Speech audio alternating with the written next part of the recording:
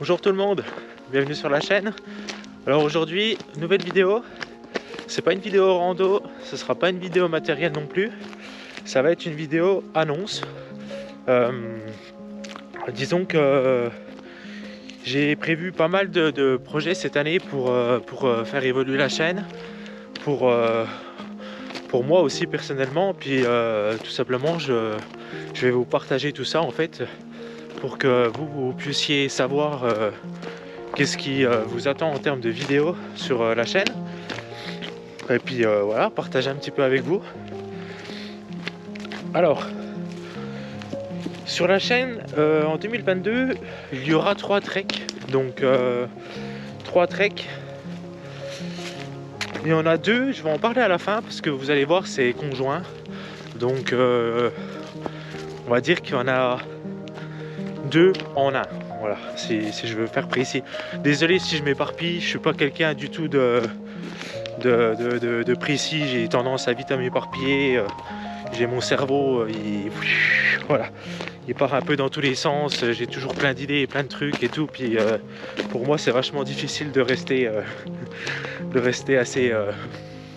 assez précis sur le même, le même objectif, tout simplement.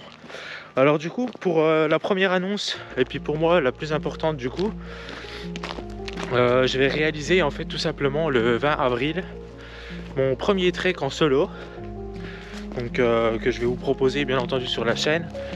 Donc je partirai au mois d'avril. C'est un trek qui va durer 20 à 21 jours à peu près. C'est tout simplement la grande traversée du Jura.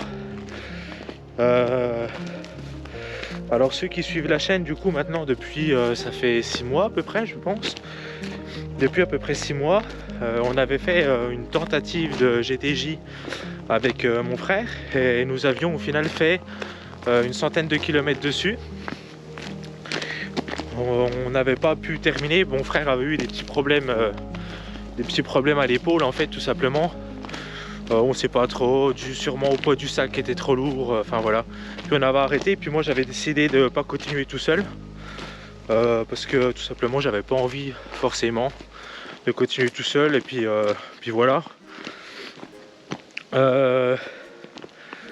Donc du coup, pourquoi la GTJ en solo? Puis pas pourquoi pas par exemple je sais pas, une HRP, une grande traversée des Alpes ou quelque chose comme ça? Parce que je l'ai commencé tout simplement. J'ai commencé la grande traversée du Jura. J'ai horreur de commencer quelque chose que je finis pas. C'est vraiment quelque chose, moi, que j'ai énormément de mal. Et puis j'avais besoin aussi d'une première expérience en randonnée longue distance en solitaire, tout simplement. Et puis je me suis dit, bon, bah, la grande traversée du Jura, c'est bien. C'est de la moyenne montagne, c'est pas de la haute montagne. C'est une région qui est magnifique. Donc voilà, je me suis dit pourquoi pas. Donc tout ça va amener en fait ce projet de la grande traversée du Jura. Donc moi va m'amener une expérience personnelle en solo. Ce qui par la suite en fait des autres mois, autres années, va me permettre de réaliser des rêves que j'ai dans ma vie beaucoup plus conséquents. Par exemple, tout simplement traverser les fjords en Norvège, faire des treks au Népal, des trucs comme ça. Donc je commence tout doucement pour petit à petit en fait on va dire voilà, grappiller des échelons, on va dire entre guillemets, grappiller de l'expérience par-ci par-là, et puis par la suite voilà, réaliser en fait ces rêves là que j'ai dans ma vie. Pourquoi je le fais en solo? Parce que je pense que ça sera des projets que je devrais réaliser en solo pour moi-même, et puis après je sais pas, je verrai, je sais pas, je dis ça pour le moment, peut-être qu'après ma femme voudra m'accompagner, je sais pas. Voilà, pour le moment il me faut de l'expérience en solitaire, donc la grande traversée du Jura. Ensuite ça va nous amener aussi à pas mal de vidéos sur la chaîne autour d'une préparation de trek, donc en solo. Je pense que ça va être assez intéressant pour vous parce que sur la chaîne j'ai déjà montré des vidéos de matériel, etc. Des treks que je prépare moi généralement tout le temps pour quand je pars avec mon père et mon frère. Donc là je vais me servir de cette expérience là pour réaliser du coup mon premier trek en solo. Puis vous pouvez, comme ça je vais pouvoir aussi vous aider pour les gens qui l'ont jamais fait, à travers une petite série de vidéos en fait qui commencera sûrement mi-février, début mars, sur tout simplement tous les petits trucs à préparer autour d'un trek en solo. Je sais pas, les étapes, l'orientation, gérer la nourriture, gérer l'eau, l'électronique aussi si vous voulez vous filmer. Voilà, tous des petits trucs comme ça, et ça fera une série de vidéos du coup. Donc voilà ce qui attend la chaîne. Pas mal de trucs autour du trek en solitaire. Voilà pour la première annonce.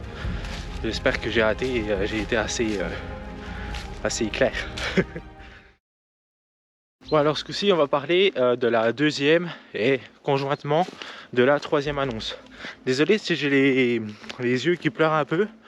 Il fait vraiment froid dehors et ça a tendance un petit peu à me faire couler des yeux. Voilà. Donc la deuxième, troisième annonce qui sont en fait toutes les deux reliées tout simplement. Je pense que c'est clairement la vidéo qui a le plus fait parler d'elle sur la chaîne. C'est notre vidéo que j'ai fait avec mon frère et mon père sur le chemin de Compostelle, la voie du Puy. Donc en fait on était parti du Puy-en-Velay jusqu'au Mont-Brac pour tester 2-3 jours avec mon père et ça nous avait bien plu, donc on a pris la décision en fait tout simplement de repartir de Mont-Brac en 2021.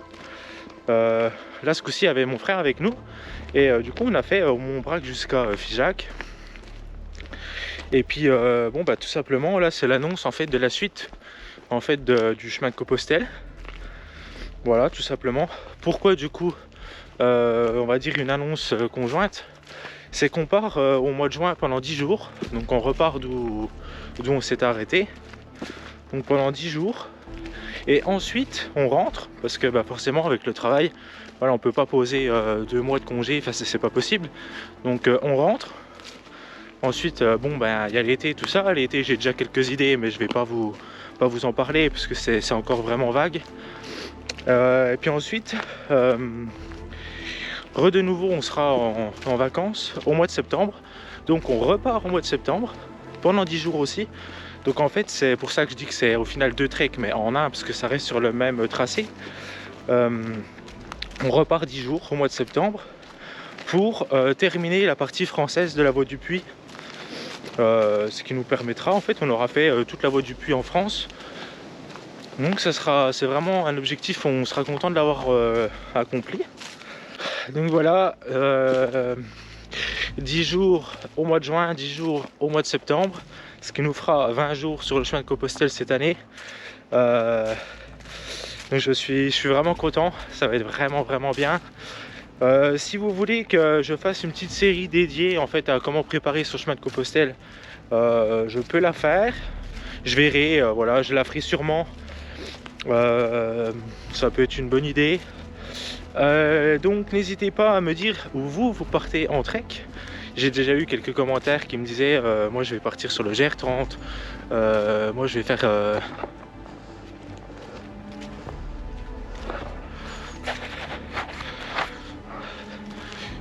faire un bout du chemin de Compostelle, etc.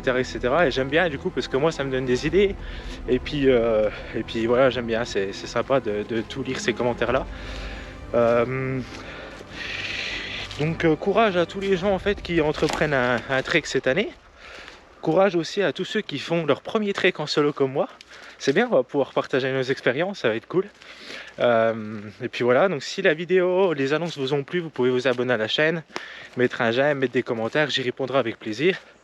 Et puis du coup, on se dit à bientôt. Bye bye.